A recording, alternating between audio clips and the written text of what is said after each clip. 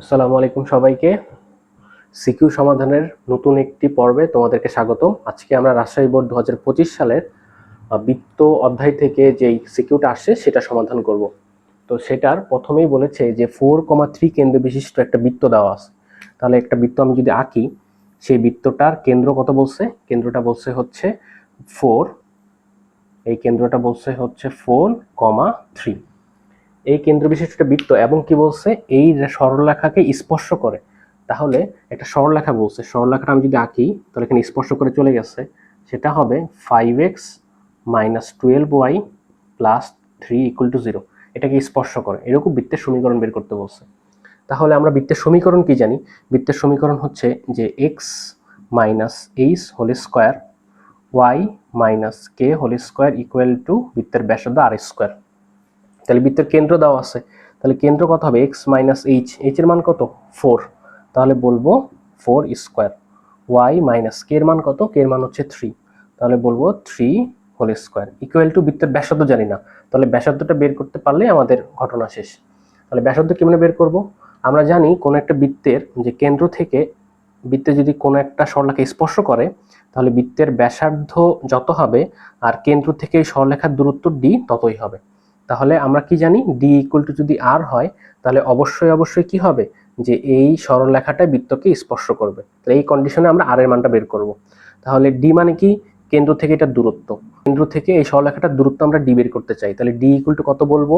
এই সরলরেখা যেটা আছে সেটা পুরোটাই লিখবো, 5 * -12 + 3 মডুলাস x এর সহগ কত ছিল? x এর সহগ হচ্ছে 5², তার উপর স্কয়ার মানে হচ্ছে 25। y এর সহগ হচ্ছে -12, -12 এর উপর স্কয়ার দিলে কত হবে? 144।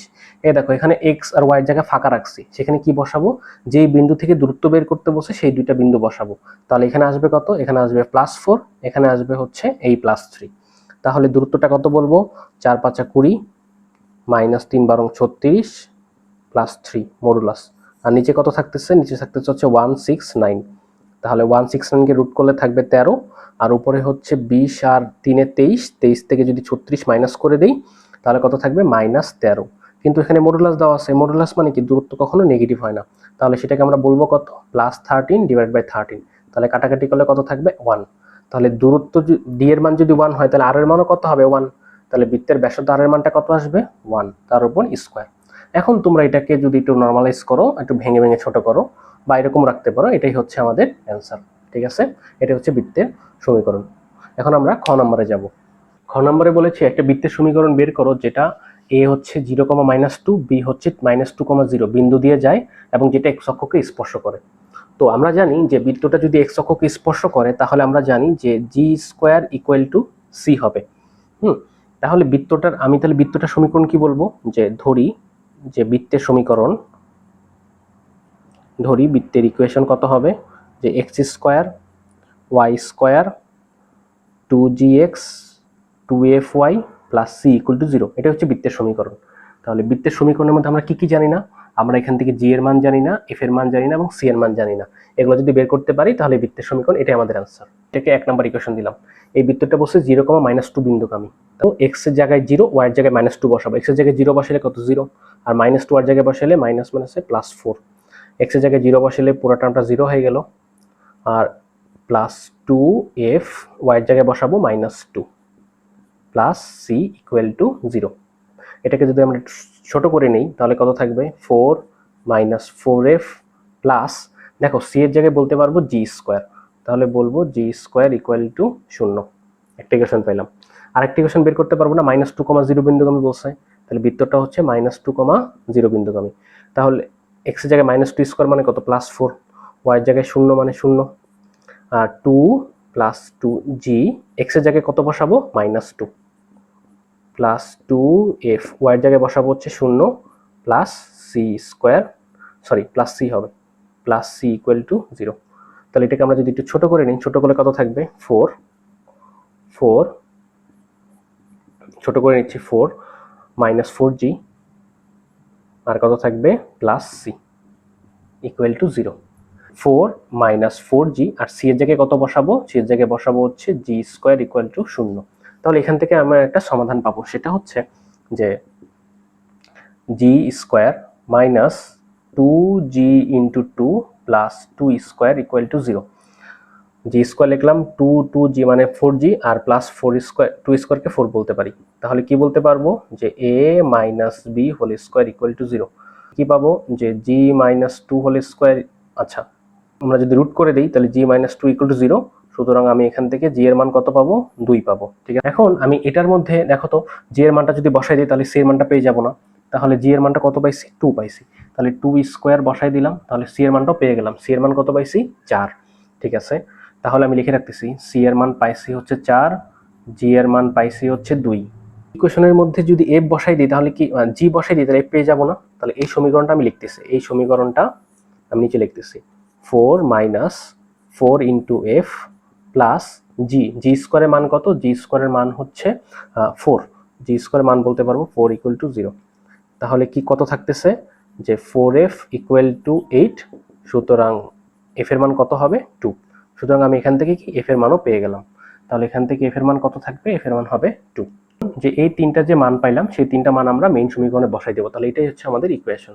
তাহলে x স্কোয়ার যোগ ওয়াই স্কোয়ার যোগ 2, জি এর মান কত পাইছি 2, 2x প্লাস 2, এফ এর মান কত পাইছি 2, 2y প্লাস সি এর মান কত পাইছি 4 ইকুয়াল টু 0। তাহলে ছোট করলে হবে এক্স স্কোয়ার যোগ ওয়াই স্কোয়ার যোগ 4x 4y plus 4 equal to 0। তাহলে এটাই হচ্ছে আমাদের কি অ্যান্সার। যদি কোনো অ্যান্সারে ভুল থাকে তাহলে তোমরা কমেন্ট করে জানিয়ে দিবা। আমরা এখন গ নাম্বারে যাচ্ছি। এখন আমরা গ নাম্বার কোয়েশ্চেন সলভ করব। গ নাম্বারে বলছে বি বিন্দু থেকে প্রদত্ত বৃত্তে অঙ্কিত স্পর্শকের সমীকরণ বের করো। প্রদত্ত বৃত্ত মান এটা দেওয়া আছে আর বি বিন্দু মান এটা দেওয়া আছে। তাহলে আমি ধরলাম যে প্রদত্ত বৃত্ত হচ্ছে এইটা, এই বৃত্ত, এবং অঙ্কিত বি বিন্দু থেকে, বি বিন্দু হচ্ছে ধরো বাইরে কোনো একটা পয়েন্ট দেওয়া আছে -2,0। এই বিন্দু থেকে হচ্ছে বৃত্তের উপর, বৃত্ত মানে এটা, বৃত্তের উপর অঙ্কিত যে স্পর্শক, স্পর্শক দুইটা হতে পারে, এদিকে একটা এদিকে একটা। ঠিক আছে, স্পর্শকের সমীকরণ বের করতে হবে।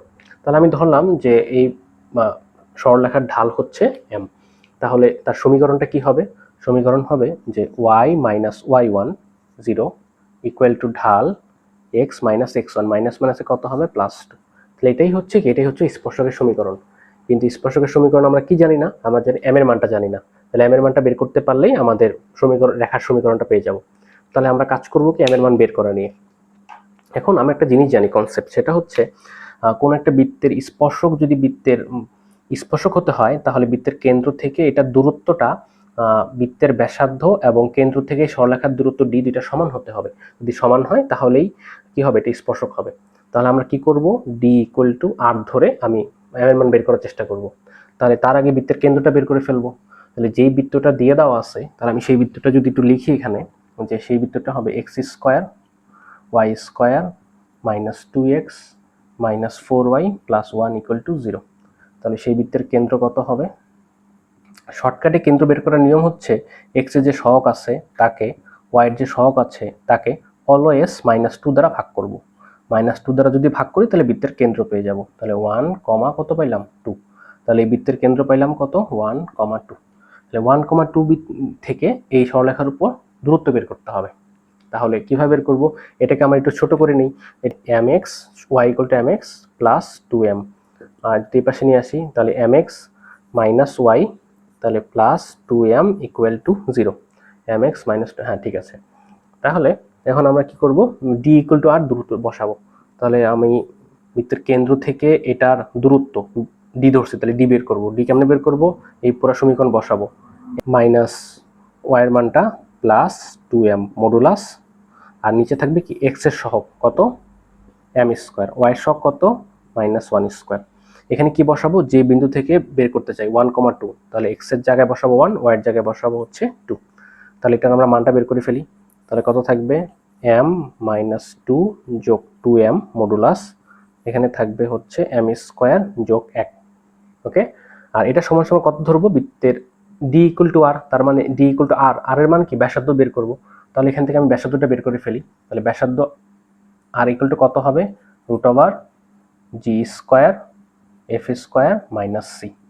g এর মান কত দেখো, বৃত্তের কেন্দ্র, তাহলে বৃত্তের কেন্দ্র কি -g মাইনাস f, তাহলে জি মাইনাস, তাহলে মাইনাস জি ইকুয়াল টু কত ছিল 1, মাইনাস এফ ইকুয়াল টু কত ছিল 2, তাহলে জি এর মান কত হবে -1, তাহলে -1 স্কোয়ার, আর এফ এর মান কত হবে -2, তাহলে -2 স্কোয়ার, আর সি মাইনাস সি, সি এর মান কত দেখতে পাচ্ছি 1, তাহলে কত থাকবে 1 এর উপর স্কোয়ার মাইনাস 2 মানে 4 মাইনাস 1, তাহলে কত থাকলো 1 এর চলে গেল √4 মানে হচ্ছে 2, তাহলে এই বৃত্তের ব্যাসার্ধ কত পাইছি 2, তাহলে এটা সমান সমান আমি লিখবো হচ্ছে 2।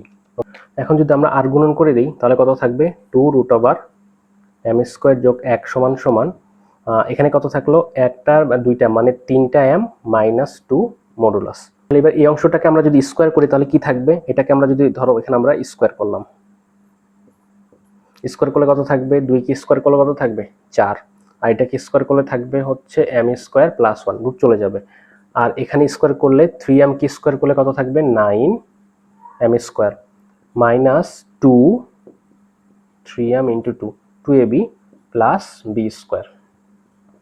তাহলে 4m² যোগ 4 = 9m² মাইনাস 3 4 12m প্লাস 4, তাহলে কত থাকতেছে 4টে m থেকে 9টা চলে গেলে -5m², আর এ পাশে আসলে +12m, আর 4 4 চলে গেল = 0, তাহলে আমরা কি বলতে পারবো এখানে ওটা বেশি নিয়ে গেলাম 5m² - 12m = 0, তাহলে এখন যদি এখানে m কমন নেই তাহলে থাকবে 5m - 12 = 0, তাহলে এখান থেকে m এর একটা মান পাচ্ছি 0, আর একটা m এর মান পাচ্ছি কত 12 / 5। কিভাবে পাইলাম এই দেখো 5m - 12 = 0 ধরলে তাহলে 5m এর মান কত হবে 12, m এর মান হবে 12 / 5, তাহলে এই দুইটা ইকুয়েশন আমি পাইলাম।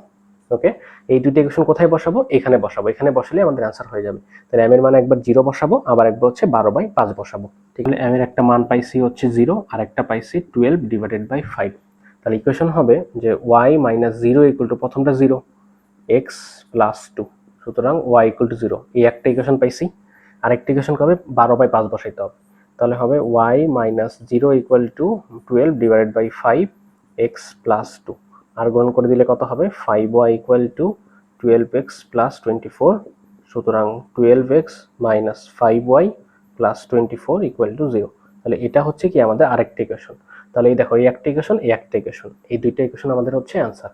সুতরাং বি বিন্দু থেকে প্রদত্ত বৃত্তে অঙ্কিত স্পর্শকের সমীকরণ কি হবে, এই একটা অ্যান্সার, এই একটা অ্যান্সার। তাহলে এটার মাধ্যমে আমরা হচ্ছে এই সিকিউরটা সলভ করলাম। পরবর্তী কোনো সিকিউরিতে তোমাদের সাথে দেখা হবে। আল্লাহ হাফেজ।